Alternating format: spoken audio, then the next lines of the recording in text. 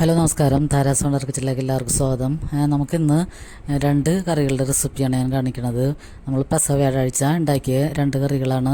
പെസഹ വ്യാഴവും ദുഃഖവെള്ളിയും കൂട്ടാൻ കരുതിയാണ് ഞാൻ ഈ രണ്ട് കറികൾ ഉണ്ടാക്കുന്നത്. പിന്നെ നമുക്ക് വേറൊരു തോരനും കൂടിയൊക്കെ ഉണ്ടാക്കാനുണ്ട്. അപ്പോൾ ഞാൻ ഈ രണ്ട് കറികളുടെ റെസിപ്പി മാത്രമേ കാണിക്കുന്നുള്ളൂ. ഇത് നമ്മൾ പൈനാപ്പിൾ തൈര് കറിയാണ് ഉണ്ടാക്കിയേക്കണത്. പൈനാപ്പിൾ തൈരും തേങ്ങ അടിച്ച് ചേർത്തിട്ട് അതും കൂടി ചേർത്തിട്ട് പൈനാപ്പിളൊന്ന് വേവിച്ചെടുത്തിട്ട് ഉള്ള കറിയാണിത്. അടിപൊളി ടേസ്റ്റാണ്. ഇപ്പോൾ ഇങ്ങനത്തെ കറിയൊക്കെ ഞാൻ കഴിഞ്ഞ പ്രാവശ്യത്തെ നോയമ്പിൻ്റെ അവസരത്തിൽ ഞാൻ വീഡിയോ ഇട്ടിട്ടുണ്ടായിരുന്നു. അപ്പോൾ നമ്മൾ നോയമ്പ് സീസണിലൊക്കെ ഇങ്ങനത്തെ 1-2 പ്രാവശ്യം ഇങ്ങനത്തെയുള്ള കറികളൊക്കെ വയ്ക്കാറുണ്ട്. അപ്പോൾ ഈ പൈനാപ്പിളിൽ ഞാനിപ്പോൾ ലാസ്റ്റത്തെ ഭാഗമാണ് കാണിക്കണത്, തേങ്ങ അടിച്ച് ചേർത്ത് തൈരും കൂടി ഒഴിക്കണത്. അപ്പോൾ ഞാൻ ആദ്യം കടുക് പൊട്ടിച്ച് ചേർത്തിട്ടാണ് ഇതൊക്കെ മിക്സ് ചെയ്യണത്. അപ്പോൾ നമ്മൾക്ക് പൈനാപ്പിളൊക്കെ അരിഞ്ഞെടുത്ത് വെച്ചിട്ടുണ്ട് ഞാനിവിടെ.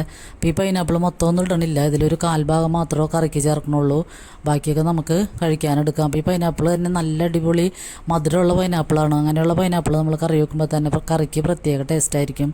പിന്നെ നമുക്ക് വേറെ പ്രത്യേകിച്ച് മധുരമൊന്നും ചേർക്കേണ്ട ആവശ്യമില്ല.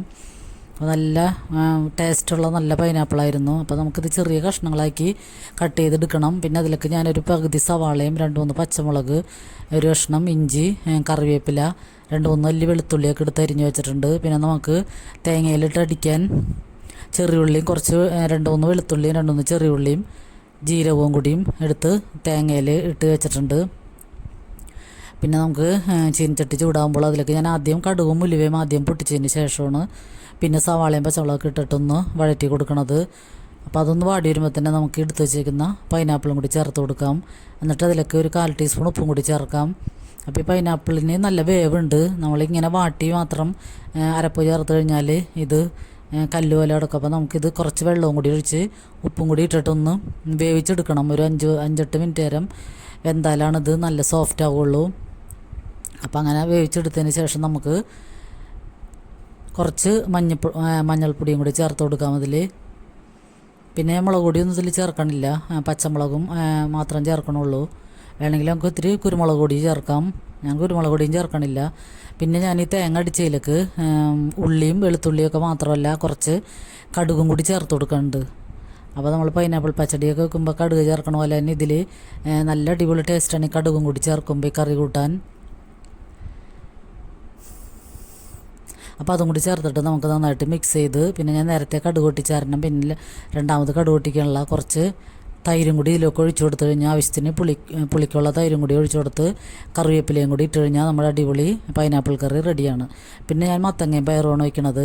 ഇത് 1-2 പ്രാവശ്യം ഞങ്ങൾ വയ്ക്കാറുണ്ട് ഇവിടെ എല്ലാവർക്കും, നല്ല ഇഷ്ടമുള്ള കറി ആയതുകൊണ്ട്. ഇപ്പോൾ ഞാൻ ഇതിക്ക് മുമ്പ് ഒരു 1-2 ആഴ്ച മുമ്പ് മത്തങ്ങയും പയറിൻ്റെ എരിശ്ശേരി കറിയുടെ റെസിപ്പി ഇട്ടിട്ടുണ്ടായിരുന്നു. അപ്പോൾ ആ കറി തന്നെയാണ് ഇപ്പോഴും വയ്ക്കണം.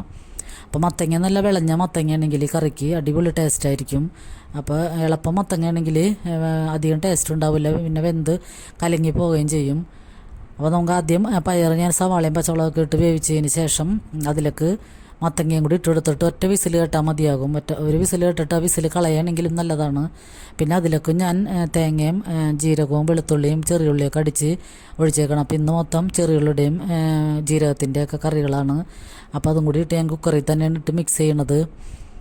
അപ്പോൾ അത് നന്നായിട്ട് മത്തങ്ങയൊക്കെ വെന്തുടഞ്ഞു പോയി, നല്ല ടേസ്റ്റുള്ള നല്ല മത്തങ്ങയായിരുന്നു. എന്നിട്ട് നന്നായിട്ട് മിക്സ് ചെയ്തതിന് ശേഷം നമുക്കിതിലേക്ക് കടുകൊക്കെ പൊട്ടിച്ചിടാം. കടുകും കറിവേപ്പിലയും കൂടി പൊട്ടിച്ചതിന് ശേഷം വറ്റൽമുളക് ഉണ്ടെങ്കിൽ അതും കൂടി ചേർക്കാം. പിന്നെ നമ്മൾ കുറച്ച് തേങ്ങ ഇതിൽ വറുത്തിടണം. അപ്പോൾ ഞാൻ പയർ മത്തങ്ങയൊക്കെ വേവിച്ചപ്പോൾ കുറച്ച് മുളക് പൊടിയും 1/2 ടീസ്പൂൺ മഞ്ഞൾപ്പൊടിയും കൂടി ഇട്ടിട്ടാണ് വേവിച്ചേർന്നത്. അപ്പോൾ നമുക്ക് തേങ്ങ വറുത്തും കൂടി ഇട്ട് കഴിഞ്ഞാൽ അടിപൊളി എലിശ്ശേരി കറി റെഡിയാണ്. അപ്പോൾ ഈ 2 റെസിപ്പീസ് എല്ലാവർക്കും ഇഷ്ടമായെന്ന് കരുതുന്നു. ഇഷ്ടമായാൽ ലൈക്ക് ചെയ്യാനും പ്ലീസ് എല്ലാവരും ഒന്ന് കണ്ടുകൊണ്ടിരിക്കുമ്പോൾ തന്നെ ഒന്ന് ലൈക്ക് ചെയ്യാൻ മറക്കരുത്. പിന്നെ സ്കിപ്പ് ചെയ്യാതെ കാണാനും എല്ലാവരും ശ്രമിക്കുക. സബ്സ്ക്രൈബ് ചെയ്ത് കാണുന്നവരുണ്ടെങ്കിൽ ഒന്ന് സബ്സ്ക്രൈബ് ചെയ്ത് സപ്പോർട്ട് ചെയ്യണേ. അപ്പോൾ എല്ലാവർക്കും നന്ദി.